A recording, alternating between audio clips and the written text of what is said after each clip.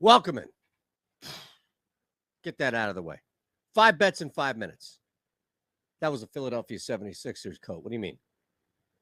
Welcome in. We do 5 and 5. The clock runs. We have a bunch of fun, and we try and knock some stuff down. Like we're going to knock down a bunch of 3-point props for Friday night. Friday is our day.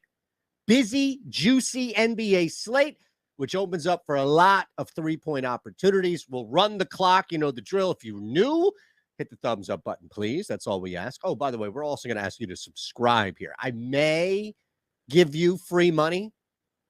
You never know. May have an opportunity here for you where you can turn $10 into $200. And all you need to do is go to BetMGM, deposit $10, and play that on any NHL money line. And that's going to turn into $200 so long as the team scores a goal. Now, as always, I give you a little taste here. I give you a little something to wet your beak here. Like the Wolves covering that spread, it's the Rudy Gobert bout. So I have no problem laying that 8.5, pardon me, less than 9 for the Wolves. That's just an appetizer, okay? That's not anything more than that. We're just letting you know because a lot of you are wondering why this video is 10 minutes or so, and yet it's 5 and 5. Well, we've got a method to this madness here. Speaking of which, we may, you never know what's going to happen here on this video. We may even hit you with a 3-point ladder. Whoa. All right, let's get on over to it. Oh, wait. Let's start the clock and get on over to it. 5 bets, 5 minutes in the NBA starts right now. All right, let's move. And here we have it. Pelicans, Hornets. By the way, the Hornets are absolutely cooked. I love it. Rozier is in full launch mode. So you see right away, McCollum over 2.5. Rozier. Oubre is the guy that I want to target by all means. So let's first start with 3 makes for CJ McCollum. That's going to be our first bet. But I'm adding a bonus in here. You see where Oubre is at 3. That's his baseline. I'm going to get you 4 for Oubre at plus 194. That's your first. Wait a second. Did he just same game parlay a bet? One of his 5 and 5 is the same game. He can't do that. McCollum over 2.5. Oubre 4+. That, ladies and gentlemen, is our first bet of the first 5 and 5. Hey, let's keep it moving. We go from the Pelicans-Hornets game where I tell you, both of those guys, really good spot here to knock down some shots. We keep it moving. Let's go to our bread and butter.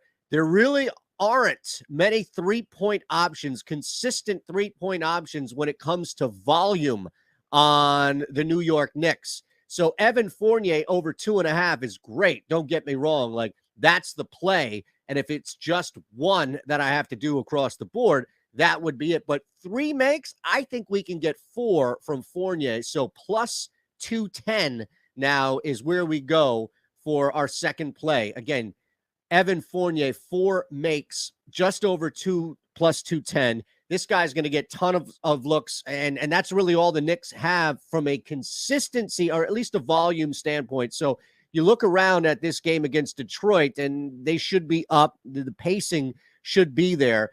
It's not going to be Barrett. I don't want to target anybody on Detroit, including Sadiq Bey. This is all about one guy, Evan Fournier, and the volume that we expect. And that's all we target here on these 3-point props. Let's keep it moving.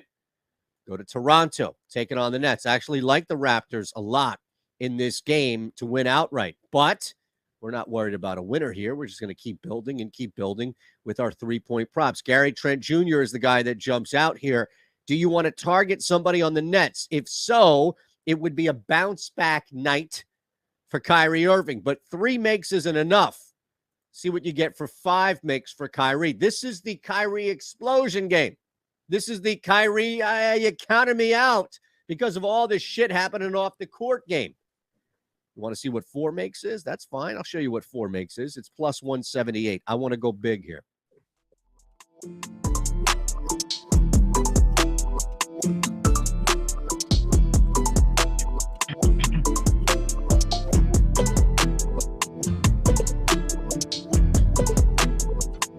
Welcome to Stokastic's On the Contrary. I'm your host, Neil Orfield. You can find me on Twitter at PlayerQDFS, and I'm here with two of the greatest DFS players of all time. As usual, I'm here with Alex Baker. You can find him on Twitter at AwesomoDFS. And for the second time this year, we are joined by Brian Hooper, aka Brick75. You can find him on Twitter at BrianHooper__. And this show is sponsored by Prize Picks, which offers daily prop-based contests. While you're coming in, please give us a like and subscribe so you can keep up with all of our shows, DFS offers, giveaways, and much more. Once you subscribe, hit that notification button to get alerts when our shows go live. Don't forget, almost all of our content is also available in podcast form on your platform of choice. Help us out by leaving a 5-star review. Brian, I'm going to start with you. So for a little while this summer, Lowe's became just kind of a typical best ball channel. You guys were just doing best ball drafts all the time. That was cool, made sense at the time, but I've been pretty happy to see you guys going back to your origin of just being the number one spot for DFS gossip. Are you preferring these shows, or do you miss those best ball days? I like them both. We don't have any plan, so we kind of just go with the flow, and we get into things like NBA Top Shot for a while there, and best ball this year, and it's really not contrived at all. It's just like we're into it and we don't care, and we just want to talk about it. So that's what we're talking about, is friends, offline on DMs and stuff. And so it's just a natural, whatever we're into is what we're going to talk about. And like a lot of these topics are kind of hot.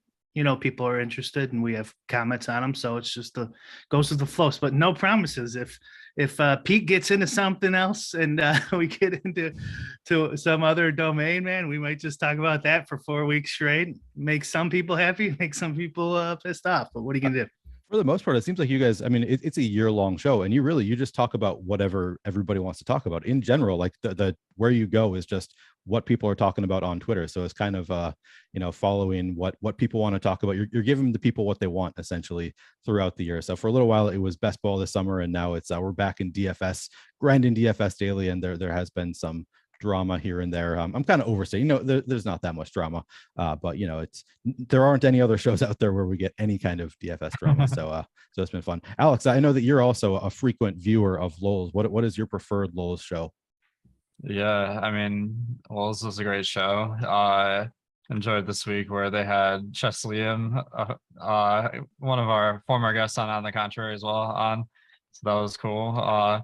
But the Tout Wars that was going on Lowe's, that was definitely a highlight recently. So I'm hoping, I was hoping I could make a better showing in the Tout rankings, but congrats to Adam Levitan. He's a tough matchup. So I'll have to raise my game a little bit for next Tout Wars. Yeah, the selection committee gave you kind of a tough first round draw there with Adam Levitan. He's tough to beat. If you had gotten somebody like Ethan Gate, I think you would have been better off in that first round. But that's what the selection committee had in mind. You can't really argue with that. So it is what it is. I'm sure you'll get him next year, whoever you face in round one. All right, let's jump into this slate a little bit. Start with some general strategy thoughts. Alex, do you have any general strategy thoughts for this slate in particular that's different than any other slate? Well, just it's like a lot different this week than it was the previous week, because last week we were like chock full of value running backs, and that made your overall lineups look a lot stronger than they're going to look this week. But the nice thing about that is, like, the less like obvious smash plays there are, like the more you get rewarded for like pivoting to lesser owned lineups. So I'm excited to have a little bit more flexibility this week to like go off the radar. Yeah, for sure. Brian, do you have any other thoughts, more just general thoughts on this slate? Oh no, just always keep in mind which GPP you're entering. Like we usually talk about, at least I usually talk about, and I know you do, Neil, too, is like very large field stuff. Yep. But this is on the contrary, so it's going to be more like that, I assume. But if you're playing something, with 500 people, if you're playing in the 4 milli, there's only like 560 people in there. You don't got to get like a Taylor Heineke, double stack with 2 run backs to win that one. Yeah, adjust to the contest you're playing. Yeah, that's something I've realized that I probably don't say it enough on the shows that I'm on, that I'm almost always talking about the largest field GPPs. That's something that is important to call out, because some people are not playing the same contest as me, and some of the advice that I give sometimes I realize would not be as applicable to those smaller field stuff. So that's a good call out right away. This is on the contrary. For the most part, we're going to be talking about large field GPPs on this show. All right, so there's some general strategy. Let's just jump right into it and talk about individual positions. We'll go position by position. I'll start with you, Brian. We're going to quarterback right away. Is there any quarterback chalk that you are willing to eat? Some higher owned guys you expect to be higher owned that you're willing to play with, or close to the field, or maybe even above the field? Yeah. Yeah, and the one caveat I always give, I know this is annoying, but this is Friday, and so there's still a couple days left, and information changes, and I'm going to be rerunning all this Sunday morning right before lock. So what I'm seeing now, though, is like the chalkiest guy is like Justin Herbert, or A Bear, as we say on lulls. Might be over on him still come Sunday. Okay. So right now you're liking Justin Herbert against Seattle. We're projecting for 9.5% projected ownership. You think you're going to get there? Yeah, probably. Like, of those three guys, there's 3 or 4 guys up there. Like Geno Smith, I'm kind of like, looks like fade. And Carr and Burrow, like, I don't know where that's going to end up. Like, that's like slightly under right now, but just of that grouping right there. If like you're forcing me to like kind of say right now, I would say I'd probably be over on A Bear. Over on A Bear. Okay. Alex, do you see it any differently there? Any chalk you're willing to eat at quarterback? Oh, well, I'm kind of tempted by Lamar Jackson. I know, like, going, it's the most popular guy. It's not what's on brand for the show, but he does stand out as having a significantly higher chance of cracking the optimal lineup compared to the other plays. So on DraftKings, we have him at 14% of being the optimal quarterback. Next highest is 10%. On FanDuel, it's 18% being optimal on that site. So he looks like a great play. Like, and then Mark Andrews is an easy stack option there. So it's hard to argue that that's not a great option. Yeah, I know that you're always stacking your quarterback. I think we're all basically always stacking our quarterback. So you, in general, when you're looking at the quarterback, you're always looking at the stack more so than the individual quarterback. Is that right, Alex? Definitely, yeah. I mean, I think the quarterback is a good play regardless of the price, if like the plays that stack well are good plays. So it's like I'm kind of beating the drum for Stafford every week. He's not like a great fantasy quarterback, but if Kupp and Higbee are good plays, then throwing Stafford's a good idea. Like this week, he's not in the player pool. The Rams have a bye, so I'm hoping that it'll go a lot better this week than it has been in the past few weeks. And of course, you didn't mention our favorite, Ben Skowronek, a big part of that stack for both you and I. I see Liam in the chat telling people to subscribe to Stokastic and also Lowell's. Brian, am I correct that Lowell's doesn't actually have a channel, though? They have to either subscribe to your channel or Pete's channel? Yeah, it's on Pete. It's on my Twitch too, which has a whopping 103 followers. So. All right. So you're trying to up that Twitch follower count. At one point, you had your own YouTube channel I know you do have your own YouTube channel. Are you no longer running Lowell's on your YouTube? Yeah, we decided to stop. Originally, it was just on my channel. This is before even Pete was really doing a ton of content. So we've been doing this for many years. And then his was just blowing up. And I was just like, well, maybe it's just smarter to kind of siphon everyone to one location instead of break them up. And like, honestly, I think that didn't really help in the long run because like, I don't think we got the extra people who are just watching on my channel directly over to his, but maybe eventually it did. But yeah, I mean, it was just like a strategic thing. And we do audio too. It's an audio pod too. And a decent amount of people get 1,000 people downloading that too. So if people don't want to watch on YouTube, you can download it on audio. Yeah, it seems like, so I subscribed to both of your YouTube channels and it was random which one I went to, but then he tended to get more comments. So I ended up kind of going over to Pete's channel more often anyway. So it's good, I think, that you have it just on one channel. But if you want to just listen on Twitch, Brian, I'm sure it's somewhere on your Twitter profile, they can find your Twitch. So you can get that up to like 115 followers maybe on Twitch is the goal here. Yeah, maybe. I mean, that's a lofty goal, but I think you can get there. It's just my name. Brian Hoover. Okay. All right. Continuing with the quarterback talk. We've talked about a little bit of chalk, which is of course a very relative term on a slate where nobody's getting more than 11% projected ownership. But let's jump into some contrarian plays. Brian, are there any contrarian quarterbacks that you really like this week? You caught me up. I always thought you were going to go in the mid, and then I was going to say for mid, I like it's looking like a Brady season in that like 5% range. And this kind of goes along. Same with Herbert. It goes along with where you guys were staying. It's all in relation to the stacks and like the lineup, because Keenan Allen's coming back too, circling back to so like that kind of changes things, assuming he's back. Yep. And then also there's a lot of stack options with Brady. Now, listen, he is divorced. Okay, guys. So he's going through some things here, and who knows how that works. You got to read his astrology chart the day of, see what it says about relationship status. And then if it looks good, you just jam him in there. All right. So yeah, I forgot that's a big part of Lowell's lately also, along with the gossip. You're also looking at astrology charts constantly. And has that been working out for you pretty well? No. So far. So you're due. Probably. Yeah. Okay. So Yeah. I got another narrative around Brady. This is kind of a callback to something that Chessa's said, but he was like, Tom Brady was really yelling at the offensive line in the last game. And maybe some of them took offense and they'll just let the guy through and tackle him. Like that's the Chessa is okay theory. Is like, if you don't have the support of the offensive line, they're just gonna let you get sacked. So right. Yeah. He was so Panthers defense. Aaron Rodgers didn't get vaccinated, so the team was just going to let him get sacked. I think was his line of thinking. Well, you have a great memory.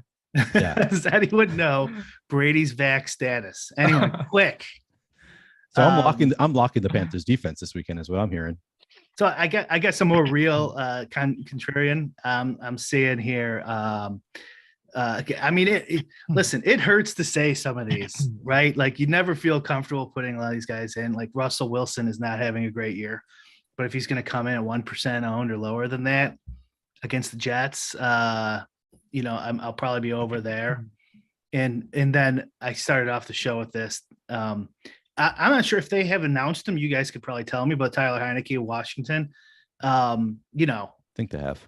Doesn't feel great. But if you're coming in at like no ownership, I might end up over on that. Okay. As I recall, I think Adam Scherer was saying that Taylor Heineke was a lock to start because what they should do is be starting Sam Howell, who I don't know anything about, but apparently he thinks that they should be starting Sam Howell. So it was a lock. They were going to go back to Taylor Heineke. And I believe they have actually confirmed that Taylor Heineke will be starting. Russell Wilson, one of those guys. It's so hard to click that name, but man, he does look really good in the tools. Alex, I assume that you are on Russ also. Is that a good assumption? Definitely, yeah. I mean, I'm a little bit disappointed he went with Mr. Unlimited as his alter ego instead of like Danger Russ, but still, I think like Denver, you got some talented receivers, so Sutton and Judy, like they're and Greg Dulcich just like destroyed. He's only 2,500 on DK, so he's kind of like the chalk tight end pick. So he looks fantastic. Right. And like that's not the end of the world. Sorry, Neil, but like because we haven't gotten to tight ends yet, but like he'll be chalk, right? But when you're pairing him with a 1% own, let's just assume these numbers hold 1% Russell Wilson, like it doesn't matter that much, Right. Just hoping Wilson does go off and it goes to Dulcich, and you should be different there. Right. The combo is still so low that it works out. Yeah. Nice. Okay. So Alex, do you have any quarterbacks that you want to add? Contrarian quarterbacks that you like aside from those that Brian's already mentioned? Yeah, like Heineke, that was a good call. I think that is actually the one I was going to name. So I'm struggling a little bit here, but the best place to look is the top stacks. So I see Jacksonville. It's like Trevor Lawrence isn't looking as a great play individually, but the stack actually is our 8th highest stack on DK. So you got guys like Kristen Kirk that you can play, and then Zay Jones and Marvin Jones, if he's back, are reasonable options. So I think you can make something happen there. Yeah, let me throw one more in too on top of that. Like especially if we're talking in that middle range, like if we're going with Stokastic ownership projections, they are going to hold Pat Mahomes at 3%. Like you can't go wrong. You can't go wrong there. And my stuff is showing you should go over as of now on that too. So like, and if it did hold like something like that, it's not like super contrarian, I grant, but that's not too bad. I mean, 3%, that's pretty contrarian. And yeah, I generally take the approach of Patrick Mahomes is going to be 3% owned. I'm usually going to be overweight to the field on him too. So I like that call out. Let me throw one at you, Alex. So because I don't think the tools have updated for this yet, but we have gotten at least rumors. I don't know if it's official yet, but I believe Elijah Moore is going to be out this week. I believe the Jets are saying Elijah Moore is going to be out this week. Does that make you like Zach Wilson more or less if Elijah Moore is out? Because he's obviously, one of his top receivers, but now it's a little bit more condensed who Zach Wilson be throwing the ball to. Do you think that makes you more or less inclined to go to Zach Wilson? Well, I think if there was a value play that kind of emerged out of that, like it could be pretty intriguing, but right now it's just looking very hard to like figure out who that would be, whether it's I think like most people would look at Berrios because he's like the more involved receiver that's not a starter, but he's like exclusively a slot receiver, I'm pretty sure. So I guess well, I'll have to look how much Elijah Moore runs in the slot and stuff, but so do you guys have a sense of that? Maybe it would be Berrios because if in that case Berrios would be a great play. So I think like he's already someone that produces and he gets targeted a lot when he's on the field. So if he just gets more playing time, that could be big. Okay. Yeah. So potentially we'll have that value option, but it really comes down to, it doesn't make you more likely to just go to like Zach Wilson with one of his Garrett Wilson, who's already going to be playing a good amount. Doesn't make you more likely to go there because of the condensed. It's more like if that value option opens up, you're probably more likely to go there. Yeah, the main reason I might be more likely to go to the Jets if Elijah Moore is out is just because like there'd be better plays at wide receiver. But I think that the problem is like Berrios actually gets targeted a decent amount. So I don't know if he'll really change the targets for Garrett Wilson and Corey Davis. Okay. And then we'll move on to fades now. Alex, are there any quarterbacks that you see who are getting some ownership that you think you're going to be fading, maybe not full fading, but at least coming in underweight to the field? You don't like the ownership they're getting? This is tough because like I feel like Dak Prescott is showing up as like a very popular play because he's facing Detroit, but like they do have a 28-point team total, so that feels a little bit bad to fade him, but the ownership is going to be pretty high. So I think the problem with Dak is that Gallup and Noah Brown just don't have the best pricing in the world. So it's just, yeah, our tool is saying it's like a bad play, but I'm just like, I don't know, like it's the Lions, so we'll have to see. I know that's your favorite segment when I ask you about fades because I make you say bad things about objectively good plays. So just Dak is an example there of, you just look at it like, it makes a lot of sense why people are going to Dak. Looks a little bit overowned in our tools. What else can you really say? No, nobody who looks terrible here relative to their ownership. Brian, do you have any fades that you want to add there? Nothing like Matt Ryan. These like a lot of these 4% guys I'm not liking. Dak Prescott, I think along with that Elijah Mish question you asked Alex is like, I'm going to wait until Sunday morning. You're right. See whatever you get. All the people who pay attention to this way more than I do, how they're dividing up all the shares and stuff, and then figure it out from there. So Prescott could change by Sunday. Who knows what that looks like? But Ryan, who like, I know he's not super high owned, but like Daniel Jones, 4% owned, no thank you, that kind of thing. Jimmy G's in that 4% range. The 4% range is usually kind of an important range week in and week out. And I'm not seeing a much besides the guys we have already said, which is like Mahomes. So, but Garoppolo also just got a little boost with CMC coming over there. So who knows, maybe he's feeling good. But yeah, Ryan, Jones, the Prescott, those are probably like guys I'm looking to fade as of right now. Okay. Actually, let me throw one more name out there because we got it in chat. I'll throw it to you first, Brian. Somebody was asking about Aaron Rodgers. Do you think you have any interest in Aaron Rodgers? He hasn't really done it yet this year. You're shaking your head. No interest? No. Okay. Alex, anything different there? A little bit of interest. I think that, you got Romeo Dobbs, who continues to get a lot of targets, and the price is pretty reasonable there. So I think if I did go to Rodgers, that'd be the first guy I'd look at. Alex, you're forgetting about his vaccination status, and the offensive line hates him. So yeah, it's a good point. Yeah, so that Brick factors that in, obviously, which is why he's fading Aaron Rodgers. Yeah, it's a big part of the sim. Yeah, just check my star chart as well, and it's not looking great for Rodgers. So, Brian, we got a question from Brandon Wagner. He wants to know if you ever leave that room.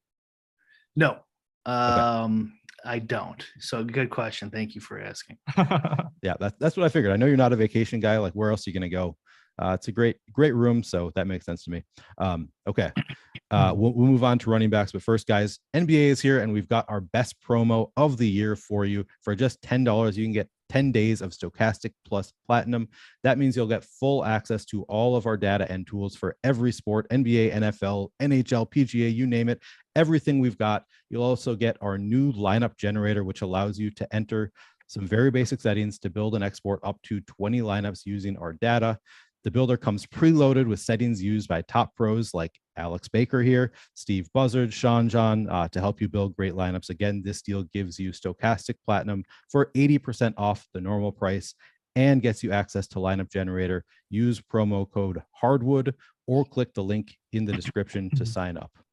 All right, we will move on to running backs. I guess before we even get into our usual topics, let's just talk about Christian McCaffrey for a minute. I'm curious what you guys think about Christian McCaffrey this week for San Francisco, and then also just if you have a general thought on whether this helps him or hurts him long-term. Alex, I'll throw it to you first. What do you think about Christian McCaffrey, both this week and a long-term prognosis? So I think this week we just got news that we're not sure if he's playing or not, so we'll have to wait and see on that. But I think that it's going to be a big negative, at least at the first few weeks, because it takes time for guys to learn the playbook. So it might be unreasonable to expect that San Francisco, that doesn't really throw to running backs, is going to have a lot of plays that feature passes to McCaffrey necessarily. And then it's just the snap count, I think, just not being as familiar with the team scheme and stuff, might not be as high as it was in Carolina. So I think also San Francisco is a more rush heavy team. So I guess that's kind of neutral because McCaffrey gets a lot of work in both running and receiving. But overall, I guess I'm not feeling it this week. Okay. So long term, you think the fact that they're rush heavy, maybe that helps him in half PPR, no PPR, but hurts him in PPR. Would you say that's a fair take on maybe Christian McCaffrey's value going forward? Yeah, I'm kind of second guessing that now that I said it, because he does get more of his production and running the ball. So I don't know exactly what to make of it right now, but I think San Francisco is not projected to do particularly well this week with only a 23-point team total versus Kansas City. So I don't mind just waiting and seeing what happens. Okay, so no hot takes from Alex. Brick, do you have any thoughts on Christian McCaffrey for this week and or the rest of the season? Yeah, well, I have no idea if he's going to play this week, but I mean, I go back and forth to okay, well, he's going to have to, get less touches. There's too much talent on his new team. And yeah, maybe not. Maybe they will. I do think it hurts Deebo Samuel.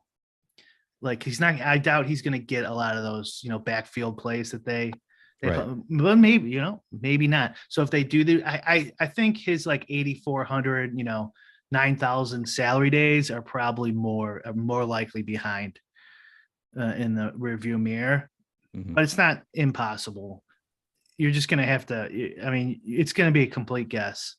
I think if they go crazy and make him like 6,200 in his first week, let's say he doesn't play this week and they make him like 6,200, I could see it like just going off on him. But if they keep him at like 85, you're probably going to want to fade him. And it's going to be all based on these reports and stuff. And the, Right. The actual astrology bros, reading into things and going, no, this is what's going to happen, even though they have no idea.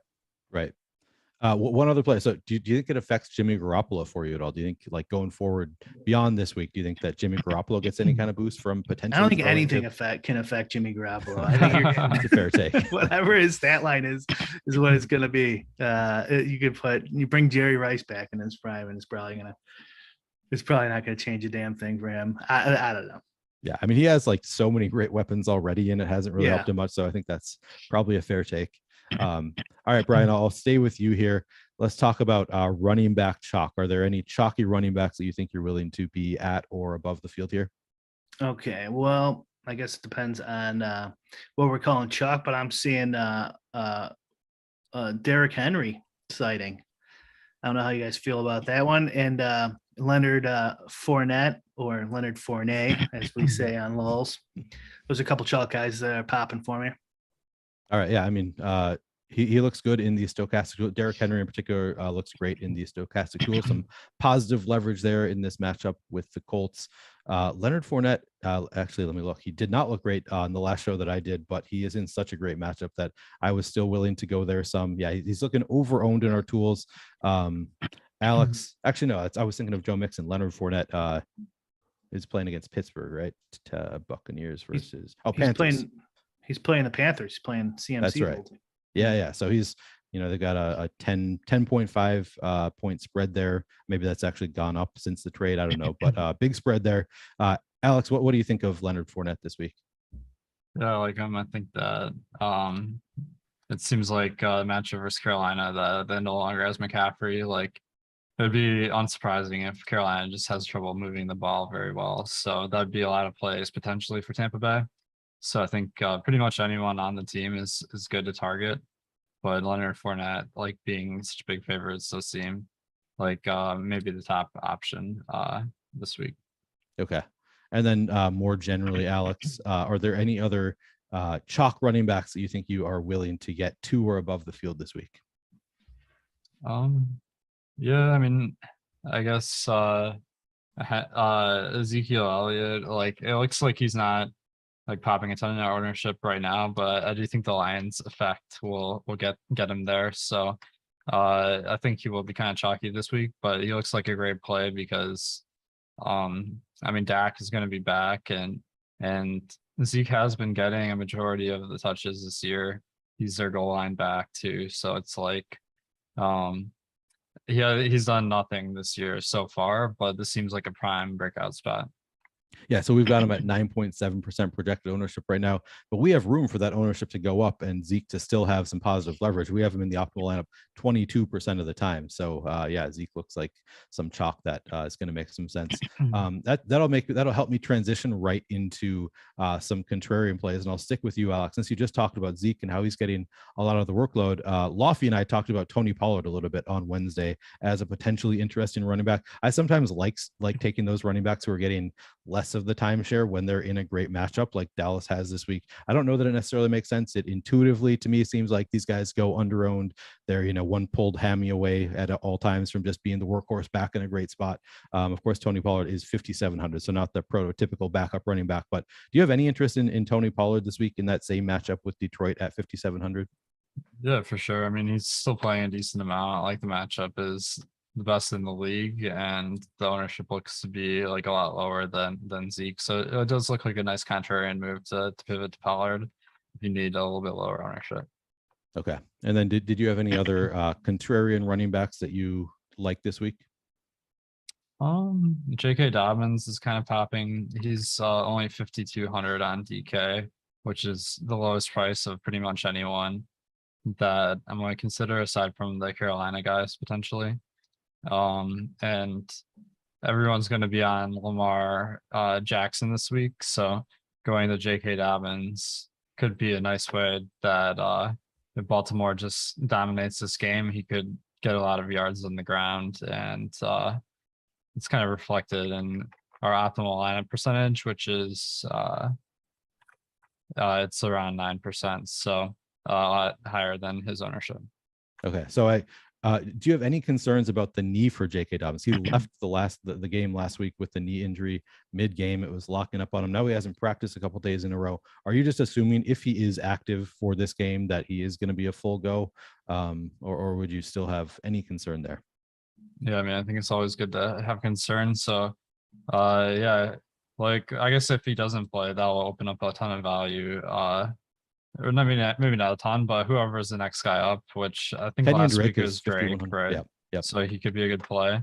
And then if he does play, I guess I would just assume that barring other news that he's good to go. So that's always tough because it seems like guys are questionable in the NFL like every week. So if you're not playing anyone with a Q tag, that narrows down your list pretty significantly.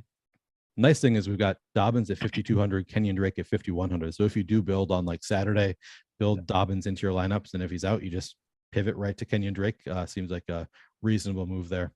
Okay, so you like J.K. Dobbins, assuming he's active. Brian, I'll throw it to you. Any contrarian running backs who stand out to you this week that you want to play? Well, kind of, but like it's kind of more like the theory of all this is like everyone like Dobbins, like everyone knows his knee hurts. Yep. The reason you're getting him low owned is because everyone knows his knee hurts and he has had bad weeks, right? It's not like you don't know. I mean, this is where I call like the astrology bro things. They're like double counting and making up narratives and just to justify their place. So like you can quantify this and like, okay, let's say there's X amount of chance he's going to get re-injured. How does that affect it? And is he still a good play considering that? And then a lot of these other kind of contrarian plays that like I would list off that are possibilities like AJ Dillon, Tony Pollard, James Robinson, sprinkled in, Aaron Jones, stuff like that. They're these shared backfield running backs. And what you're kind of hoping for in this large, these large fields is that the distribution of shares just gets out of whack for some reason and goes to your guy. And not only that, he goes off. Like you're trying to just get lucky. It's not like everyone doesn't know AJ Dillon and Aaron Jones share the ball. Everyone knows this. The fields are really sharp now. Like you're not a genius. We're just trying to take some calculated risks so that when things do break our way, we get lucky and win $1 million. You know what I mean? Yep. So like, I don't think it's like rocket science, this kind of stuff is just like, J.K. Dobbins is low owned for a reason. How are you going to quantify whether that's worth taking the risk for you? Right.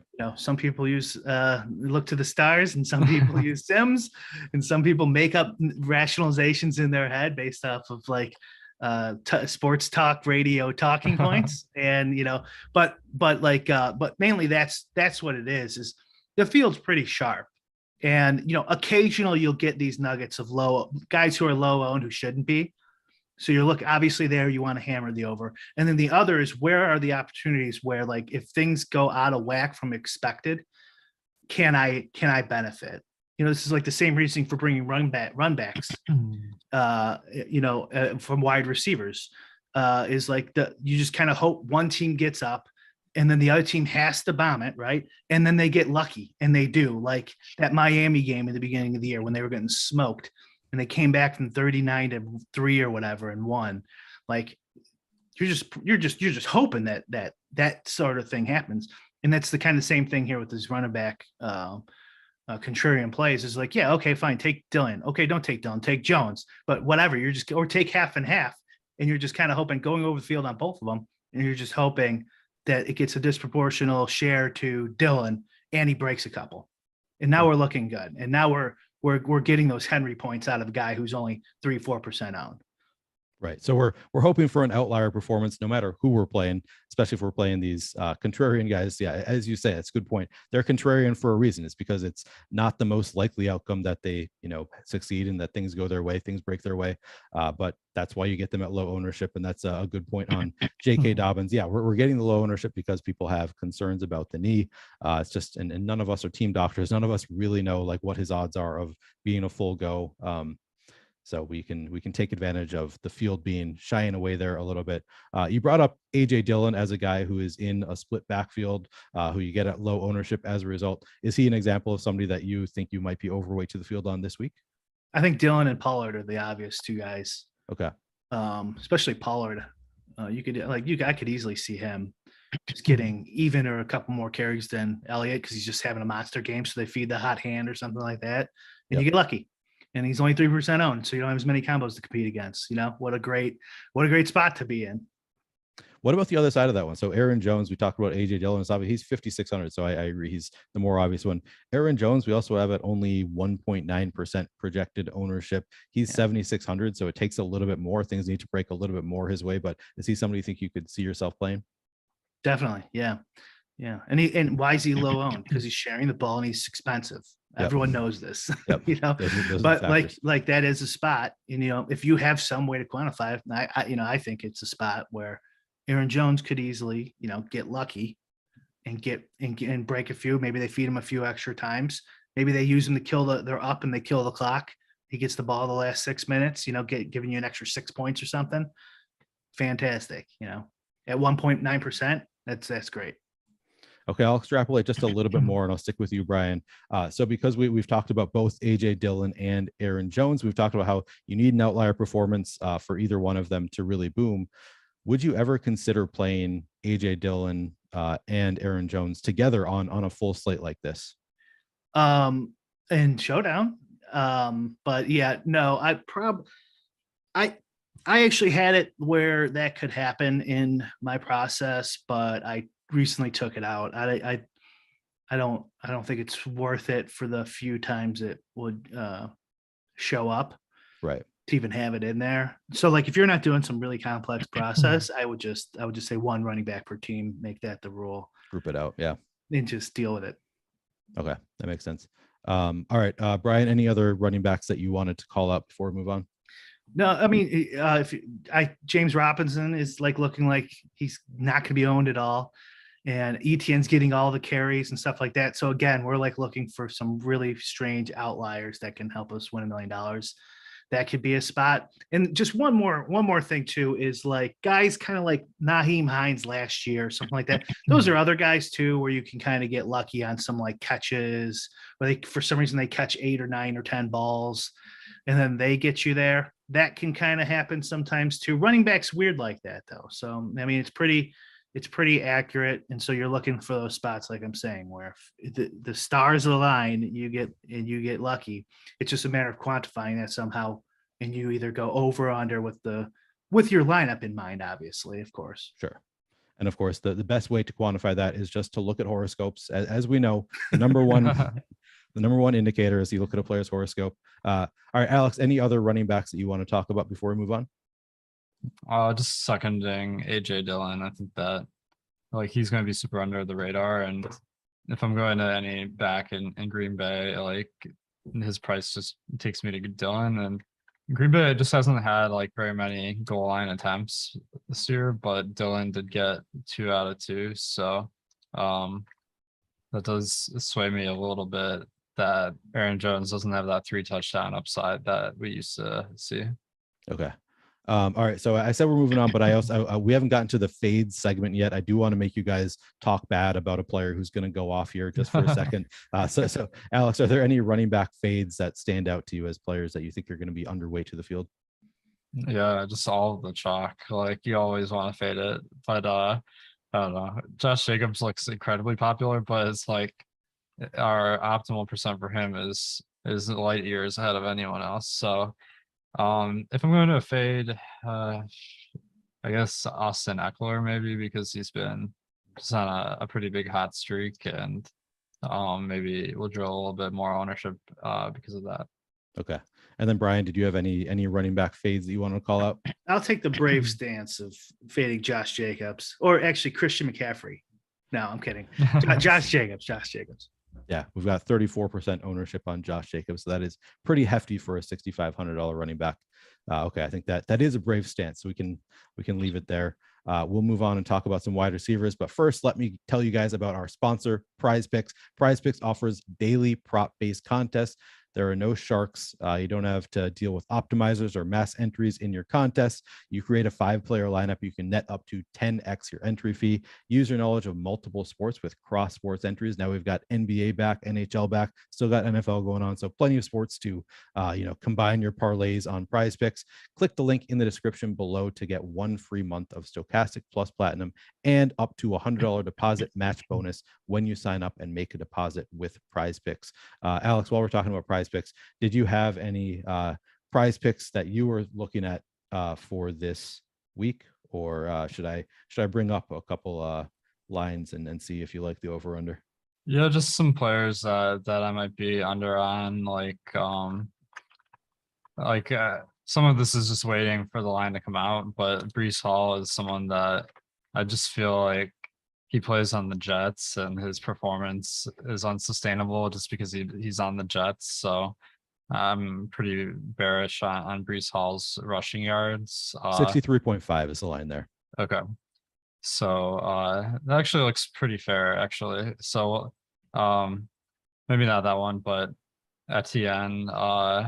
It seems like everyone's thinking Etienne will be getting like a huge rushing share, but I think any game it could be James Robinson, so that makes me lean towards the under because there's a lot of volatility there. So that might be one I go to. All right, 50.5 rushing yards for Etienne is the line. So Nice. in a split backfield, you can go under that 50.5.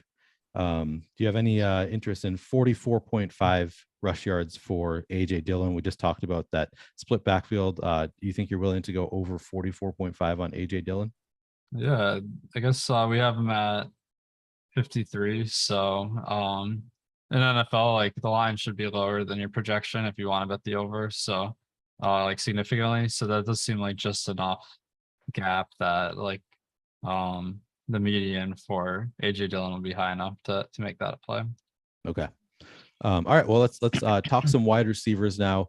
We talked about Elijah Moore being out. Doesn't necessarily bring anybody up to the forefront from the Jets, but I guess what we'll see once you've run simulations with Elijah Moore out, maybe Braxton Berrios or somebody else, Corey Davis could jump out there. We can discuss that, or we can look at that tomorrow once we have a little bit more information. But let's jump right into some chalk at the wide receiver position. Alex, I'll start with you. Are there any chalky wide receivers that you think you were willing to play, at or above the field this week? If Berrios is getting the start, I think he would be a great option to play, even though he'll pretty high on. But I like Godwin. He's been getting targeted a ton on Tampa, and they got like a nice matchup where they're expected to score a lot of points this week. So my concern was in week 5, he only was out there 54% of the time, but in week 6, he's out there 90% of the time. And his target share so far this year has been 24%. So that's pretty nice for a team in Tampa Bay that passes a lot. So I'd endorse Godwin. All right. Godwin looks good.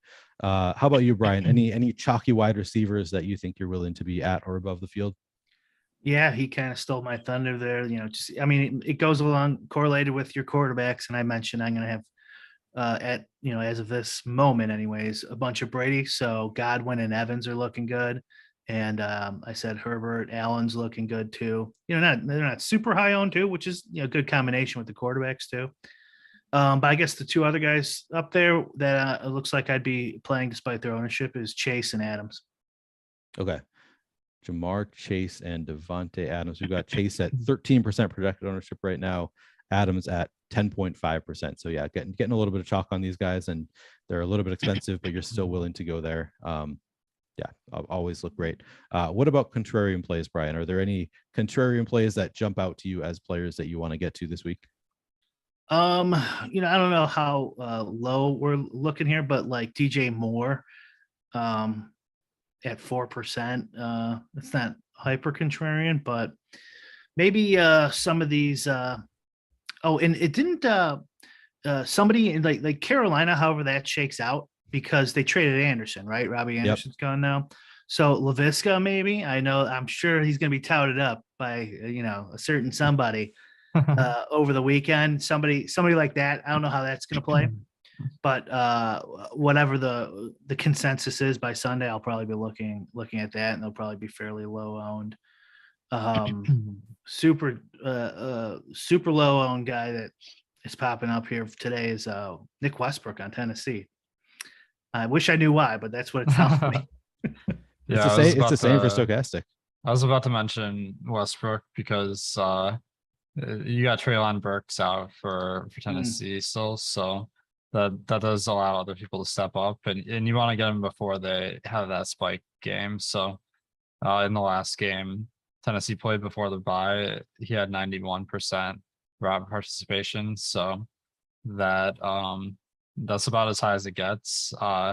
So it's just the workload versus the price is favorable. And Robert Woods, I mean, he's not quite so contrarian, so it doesn't fall into that bucket. But when Lofty and I were talking about it on Wednesday, I was like, this can't be right? This optimal percentage can't be right on Robert Woods, but it looks like it is holding 5,500. We have him optimal 16% of the time. Alex, he doesn't really fall into any of these buckets, but I assume you're going to have some interest there. Definitely, yeah. I mean, I think Woods, it's the same logic where they just don't have a ton of guys. Treylon Burks had a pretty high target share when he was active of 20%, and he's being replaced by, well, I guess Kyle Phillips also has a high target share, but that just opened up a little bit more playing time for everyone. And Woods he started off a little bit lower in playing time than he's seen in the last 3 weeks. So I think that he's pretty solid, and I don't know why the ownership hasn't necessarily picked up there. Yeah, looks good.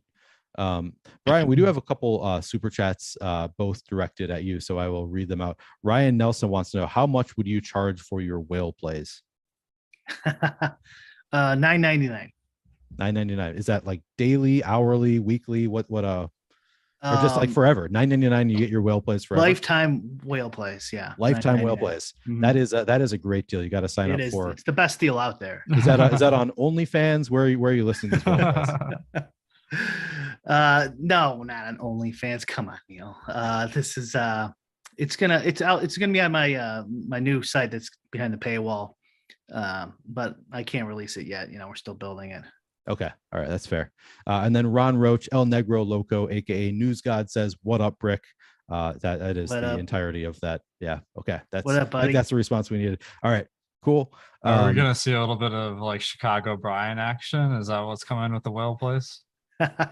Chicago. Well, there's already Chicago Joey. Do you really want to compete that directly with Vegas Dave? I think is what Alex is getting at. I mean, you're such a big Vegas Dave fan. Do you want to be competing with him? No, I just want him to unblock me. You want him to notice you? Okay. All right, that's fair. All right, so we've talked about some contrarian plays. Yeah, I don't know if there's any others. I mean, Terrace Marshall. Apparently, they're saying that Terrace Marshall is going to be very involved, which is funny because they never really have even involved like DJ Moore, like they're good receivers, but they're claiming Terrace Marshall from Carolina is going to get involved. But who knows? I guess maybe we'll see. Yeah, it feels like whoever it's going to be, I'll have like 18% of them, and they'll get 3 points. Yep, it feels like that's what's going to happen. Yep. All right. Well, we've talked some contrarian plays. How about fades? Are there any fades that stand out to you, Brian? High-owned wide receivers that you think are going to be under the field? Under on CeeDee Lamb. This is again correlated to quarterback, and if I'm going to be under on Prescott, makes a lot of sense there. Lockett is pretty high owned, a little rich for my blood. Let's see here, and Higgins too is but not as bad as those first two. I'm surprised. So you jumped over, if you're looking in the order that I'm looking on the Stokastic website, you jumped over Deebo Samuel. You mentioned earlier as somebody who you think is probably going to be hurt a little bit by Christian McCaffrey coming to the Niners. If McCaffrey is active for the Niners, is that going to make you less inclined to play Deebo? Yeah. So I'm well under on him too. Actually, good call. I didn't see that here. So I get that would probably be my top three then: Lamb, okay, Lockett, and Deebo. who happen to be the highest 3 owned in terms of the Stokastic. Yeah, ownership not projection. super surprising, right? Yeah, right. Alex, how about you? Any wide receiver fades that jump out to you? Drake London seems like a guy that our tools are showing is going to take a pretty high ownership and not really have a great chance of producing. So I think part of it is Pitts kind of emerging a little bit in the last game and kind of making his presence a little bit more felt. That's going to pull some points away from Drake London's projection. So Atlanta just doesn't have a big pie to go around. They only have a 20-point team total. So that might be a fade team for me. Okay. How about your boy on it, right in the same range there? I'm on St. Brown. I'm on Ra.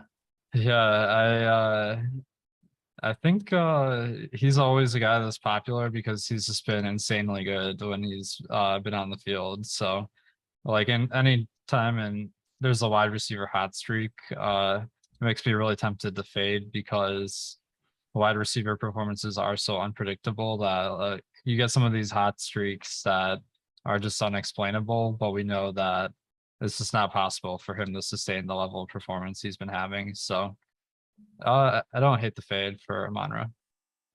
Okay. Any other wide receivers that you want to talk about, Alex? No, I guess There's a million. Yeah.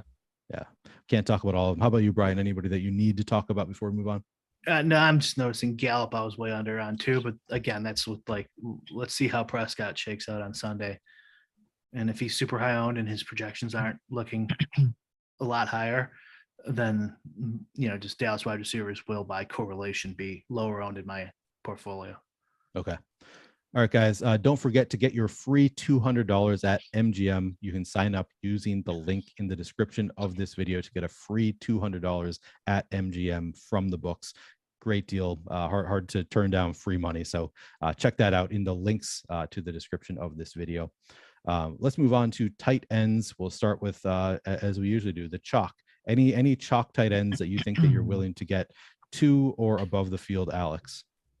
Yeah, I mean, I think Greg Dulcich, actually him and Kate Otten both look like really good plays at their salaries. So both assuming Braid is out this week, I think Kate Otten and Dulcich will both have like close to as high a route count as you get at tight end, and they're really cheap. So those are the guys that I might center my lineups around just because that allows you to get a little bit wild at some other positions. Okay. Brian, how about you? Any chalk tight ends that you think you are willing to eat the chalk? I mean, it's tough to fade Dulcich the way I play anyways, because if Wilson's going to be so low owned, that's a nice stack combination where his ownership's not really going to hurt me anyways, and those combos will still be infrequent. So unless things change where Wilson's ownership goes up, which is possible, by the way, his ownership could get up there, that he's going to be a big part of it. Kyle Pitts, I hate to say this guy.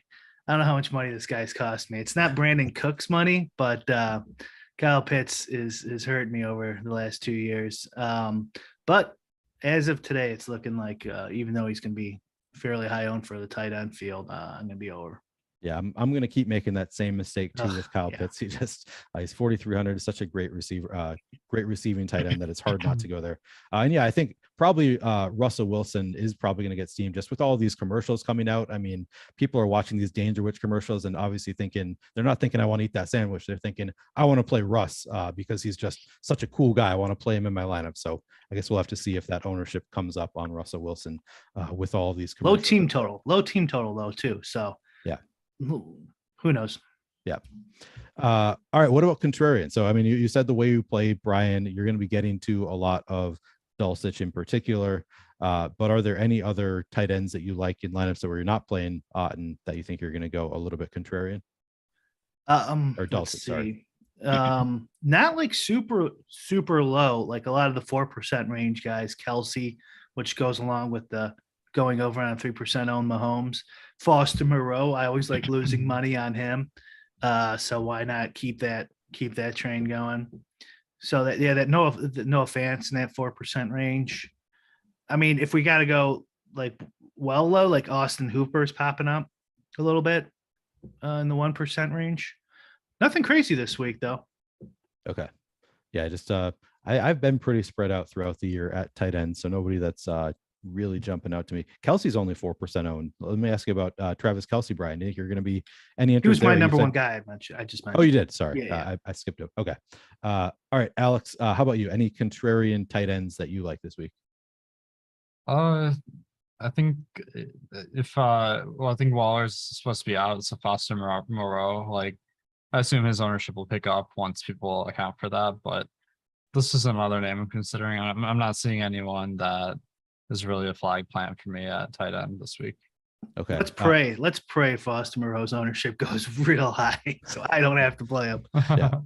He had one great week last year. One great week. I think it was the first time that Darren Waller was out. Foster Moreau just smashed, and then people were like, just go back to Foster Moreau. And then he did like nothing the rest of the year. So yeah, we can hope for that ownership to go up a bit. One name that's standing out to me a little bit in the Stokastic tool is Gerald Everett at 4,000 is 5% projected ownership. We have him booming 12.4% of the time, optimal 9.5% of the time. Alex, do you have any interest in Gerald Everett this week? Yeah, I mean, Everett has been pretty good this year, and he hasn't really had a blow up week. So maybe he's that guy that will go under the radar this week. So really not a ton to say about him. He has a 19% target share, which is on the higher end for tight ends. So he looks like a solid enough play. Okay. Any fades for you this week, Alex? I guess not. Like no one's really like jumping out from an ownership perspective at tight end at all. So, but I do feel like if Dolchich is a lot higher owned than Cade Otton or Moreau, then the pivot seems like it might be in play. But the ownership disparity doesn't look huge at this moment. Okay, and Brian, you said if Foster Moreau gets steamed, maybe then he'll be a fade for you. Any fades for you as ownership stands? Let's see. Yeah, I'm like I said, I'm pretty flat anyways across tight end so far, so it's not really gonna be a huge like Dalton Schultz a little bit under because Prescott's not looking so hot in my stuff as of this point. That's Hawkinson and Tanyan. Okay. All right, that will do it for our tight ends talk. We'll just touch on defense. We're not going to follow the same usual format for defense. I'll just ask you, Brian, does anything stand out to you at all among these defenses? Nothing really yet. I guess maybe the Chargers. Looks like they're going to have no ownership at all. Take a couple of them. Okay. Nothing crazy. It's defense. Yeah, exactly. That's why we don't follow the usual format. It's hard to really say that much about defense. If they get too chalky most of the time, they're going to be a fade. But yeah. I know that Brian, you at one point when I think it was the Bengals when they were like 40% owned, you were saying that you did, if you just make your lineups around that, it was fine. So sometimes it is okay, I guess, to play some of that chalk. Oh yeah. I mean.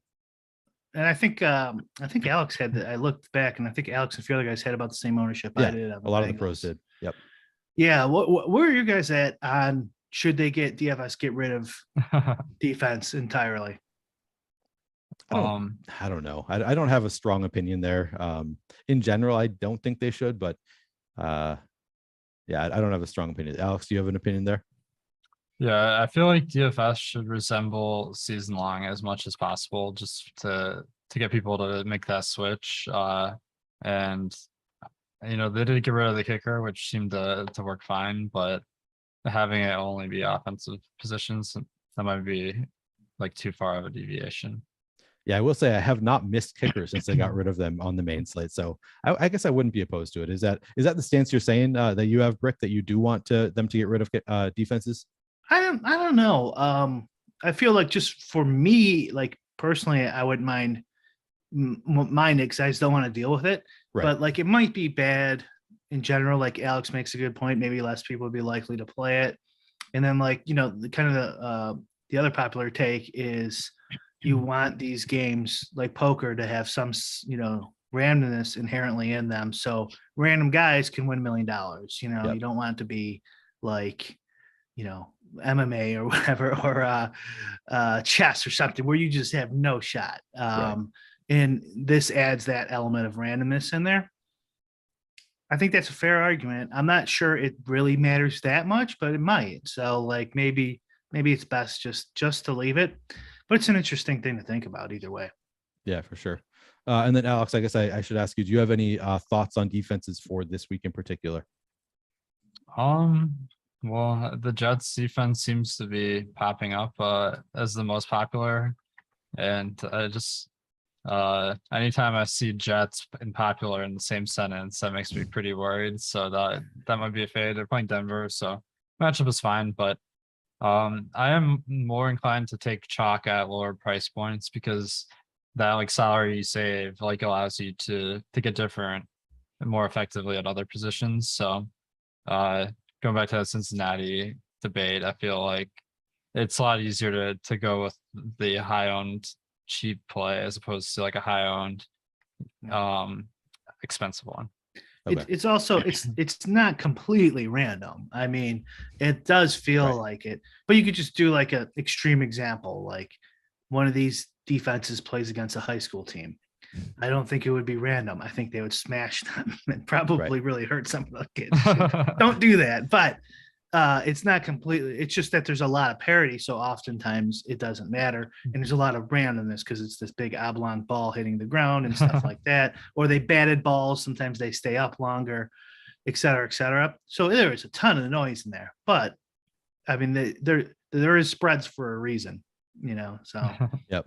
I mean, we just saw last night things happen with Andy Dalton throwing it to Marquez Callaway and just drops the ball, like bumps the ball up right to the defense and they get a pick six. Yeah, it's football, so it feels random, but yeah, it's obviously the more chances the quarterback takes, the more opportunities that is for the defense. There's a lot of it's not entirely random, so that is a good point. All right. Enough about defense. Let's move on to our favorite contrarian stacks. Of course, we've talked about quarterbacks. We've talked about wide receivers. So we have largely covered this, but Alex, I'll throw it to you. Do you have a favorite contrarian stack or a favorite GPP stack in general for large field GPPs this week? I feel like Tampa is a great stack because Tom Brady throws the ball a ton. They do appear to be a little bit contrarian. And then the really deep dive one is Denver, where they're just playing the Jets. So Russ obviously has been pretty incompetent to this point, but they have been throwing the ball a reasonable amount. So I'd be willing to gamble at that ownership. Okay. Brian, I know that you like both of those stacks as well. The Tampa stack and the Denver stack are a couple that you've talked about as well, but are there any other stacks that you really like this weekend? Well, since Alex stole my thunder, I will go. I'll have to go a little further down the board, and I actually didn't look at like 4-man stacks like commiserately here in total that came through this run here, and Tennessee's popping up a little bit. They're pretty low owned. So yeah, if you want to go even further down the board. Or for reason like Wilson, let's say Wilson gets steamed up, which is possible. Mm-hmm. Tennessee and what the one I mentioned at the beginning of the show, Washington, Heineke, which is that's a tough lever to pull. But if you're trying to play for $1 million, you got to get lucky here. So right. And we talked about the Tennessee receiver. So yeah, I had not thought about Ryan Tannehill, but Nick Westbrook-Ikine looks good. Robert Woods looks good. So there are some solid options there for Tennessee to pair with him. Yeah, it's a good call out. All right, that'll do it for the show. Brian, where can people find you? Twitter, Brian Hooper __. Lulz is on Pete Overzet's channel Thursdays now. 12:30 Real America Time Central, 1:30 Eastern.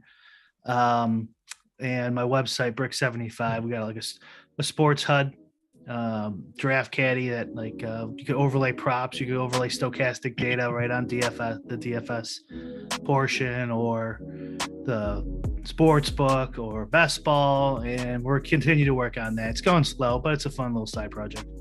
And you teased that you might have another website coming out. Is that a real thing or is that a joke? Yeah, that I'm not doing whaleplays.com. All right. For some reason, I thought that you might actually have something coming out. Okay, no whale plays from Brick, but you can find brick75.com. A lot of tools there. Alex, any final words for the people? No, I mean, just this week, it seems like it's going to be a fun one to get contrarian. So hopefully we gave you guys some ideas for some sleepers. And yeah, make sure to stay tuned to the shows and subscribe all the way up to Sunday, because there's still a lot of news that hasn't come out yet. And we just want to make sure we take that into account before we finalize lineups. Right on. Thank you, Brian, for joining us once again. Thank you guys for watching. And yeah, as Alex said, please do hit that like button, subscribe to the channel, and stick around this weekend. Today, later on, we've got the Odd Shop with Aton, Lofty, and Ben. Then we've got No Host Advantage shows, an NFL No Host Advantage show with Aton, NBA No Host Advantage show with EMAC, and then, of course, we've got NBA Deeper Dive Live Before Lock, NHL shows. Subscribe to the channel. We've got a lot of shows coming up, so stick around, check them out. Thanks again. Have a great weekend, and good luck this weekend.